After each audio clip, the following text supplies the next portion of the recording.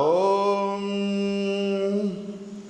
नमामि समिशाननिर्वाणरूपं विभुव्यापकं ब्रह्मवेदस्वरूपं निजं निर्गुणं निर्विकल्पं निरीहं चिदाकाशमाकाशवासं भजेऽहं निराकारमोकारमूलं तुरीयं गिरज्ञानगोदीतमीशं गिरीशं करालं महाकालकालं कृपालं गुणागारसंसारपारं नतोऽहम्।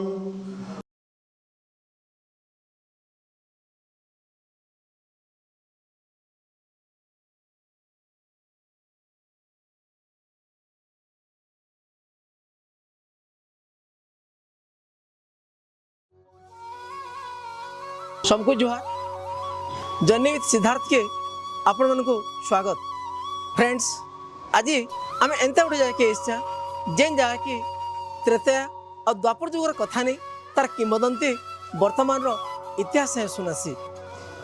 आम एंता जगह कि इच्छा जेन जगह कि इतिहास पाटना स्टेट गौरव और गर्व मंडन कर जगह त्रेता जुगे इंद्रजित द्वारा जिते बेले भगवान रामचंद्र भाई लक्ष्मण शक्ति भी देता से रामचंद्र परम भक्त वीर हनुमान संजीवनी बोटी आनबार कथा कहूँ कि द्वापर जुगे अज्ञात वनवास बेलके भगवान श्रीकृष्ण सखा अर्जुन गहत्या दुष्ट मुक्ति पाबार कथा कहूँ। यहाँ हूँ से जगह जेन जगह किंवदंती कही केवे दिने अर्जुन को तार अभिशाप पेकरी इन के कुआ देखा नहीं जान। इटा हूँ से जगह जेन जगह कि शैव शाक्त वैष्णव परंपरार महामिलन स्थल थिला। केभे दिने ई जगह ने बौद्ध मैंने निर्माण पाइबार लगी ध्यानरत थिले। ई जगह ने जैन मैंने मोक्ष पाइबार लगी साधना करथिले। इटा हूँ से जगह जेन जगह कि महाभारत वर्णित त्रिकटेश्वरी गंगा बनिसी। ख्रीष्टाब्द 638 मसीह चीन परिव्राजक ह्वेनसांग आसिकी ई जगार भूरी भूरी प्रशंसा कर प्रकृतिर कोल शोभा पाथुआर गोटे जगह पुण्यपीठ हरिशंकर आज आम ऐसा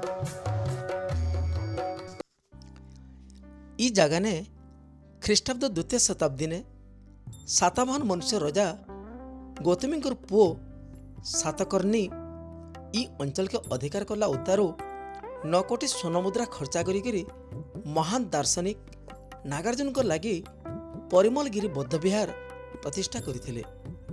इतार जशकीर्ति सप्तम शताब्दी ने आसीथिबार चीन रो परिव्राजक ह्वेनसांग तांकर विवरणी ने लिखिछन।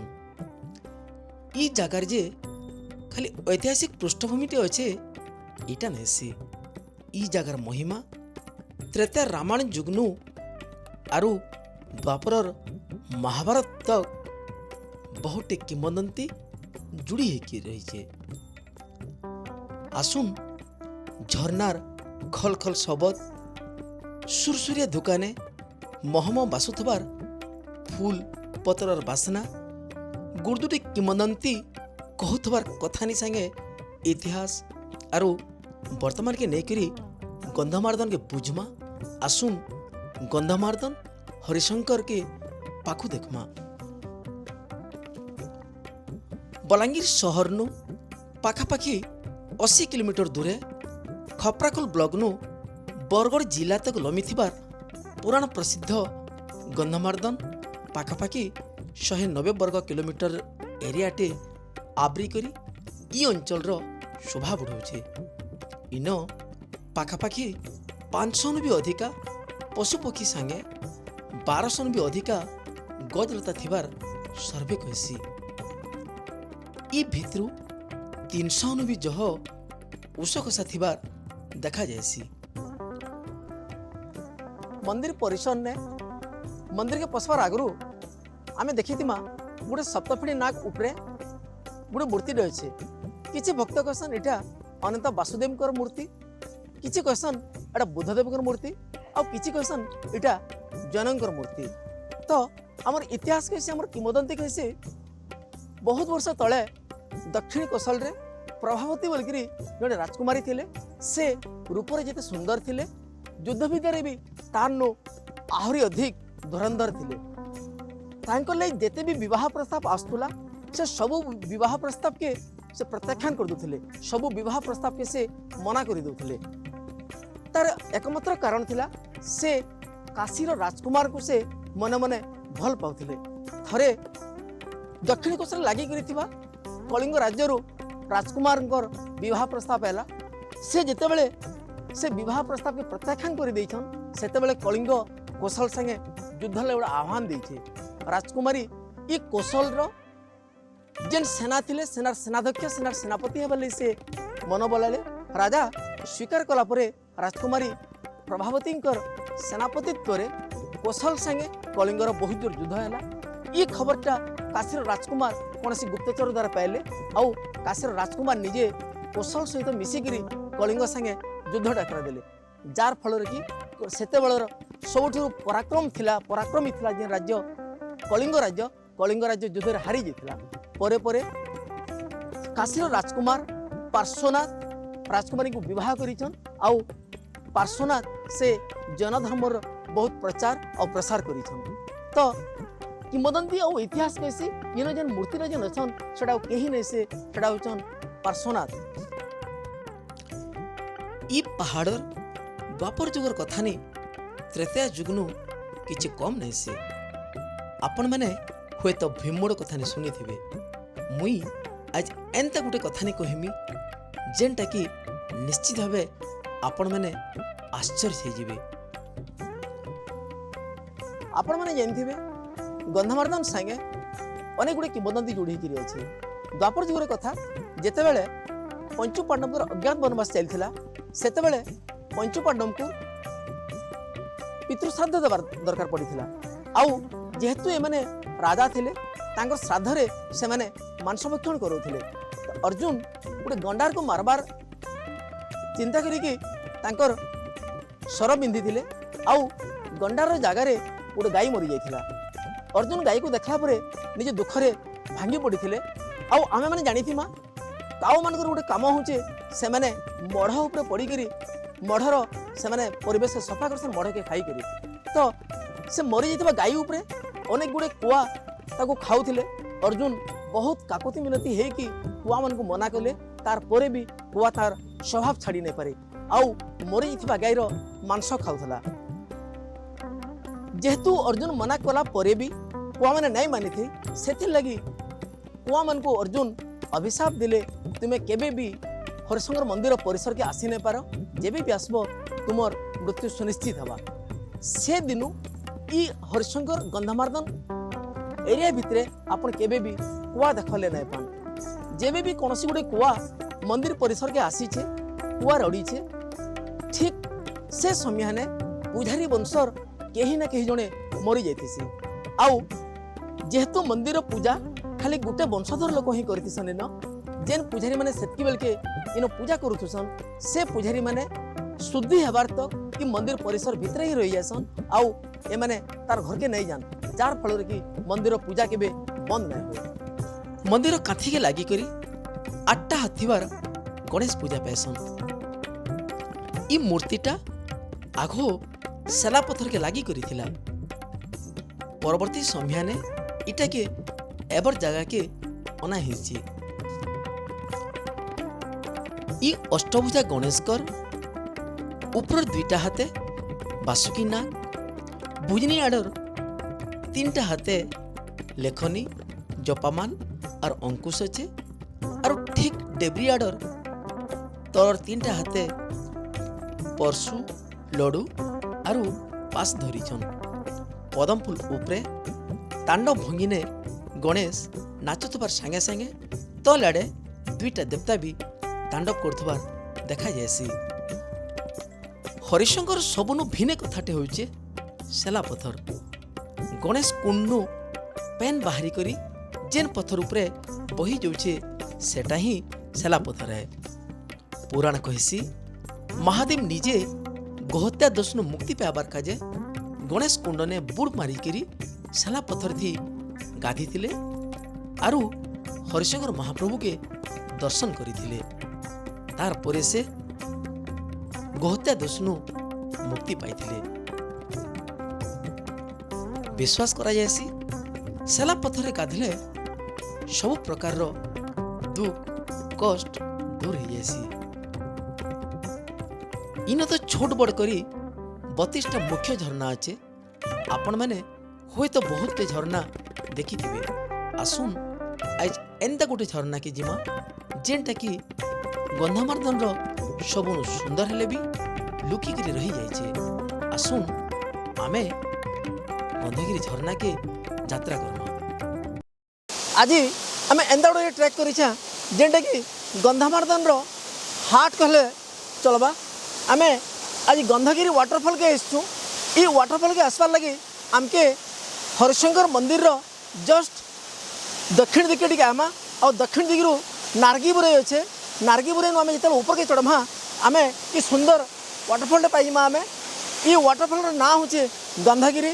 ये वाटरफॉल के इथिले गंधगिरी कहसन जेहेतु यहाँ गंधामार्दन पहाड़ ऊपर अच्छे।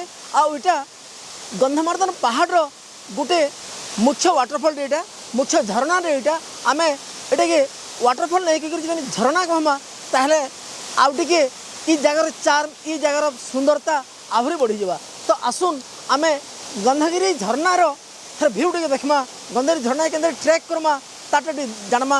आउ ऊपर सुंदर जेन नजाराटे अच्छे जेन सुंदरता इन अच्छे गंधामार्दन कहाँ सुंदर टी आसुन अनुभव करमा। आसुन मोर संगे यात्रा करमा गंधगिरी झरना के।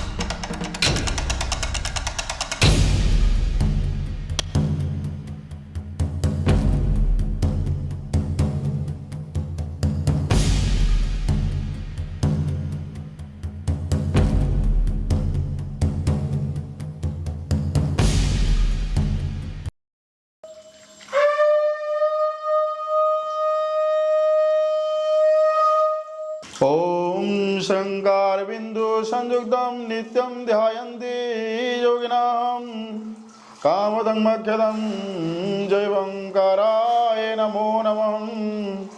नमन्ति ऋष्यंदवः नमन्ति शिरसंगणे नरा नमन्ति देवेशं नकाराय नमो नमः। महादेवं महात्मानं महाध्यानं परायणं महापापं मरं देवं मकाराय नमो नमः। शिवशान्तं जगन्नाथं लगानुग्रहकारकं शिवमेकं पदं नित्यं शिकाराय नमो नमः।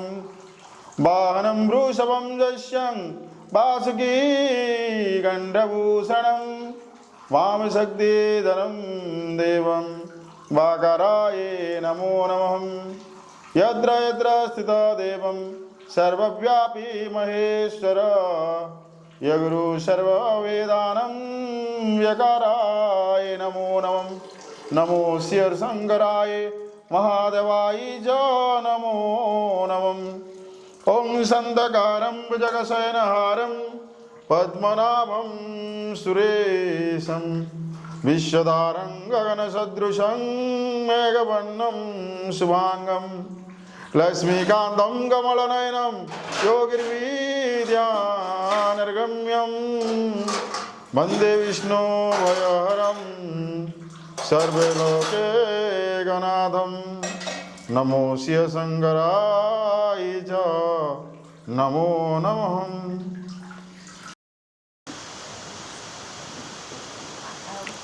मुई नरसिंह पुजारी जी के हरशंकर मंदिर पुजारी है।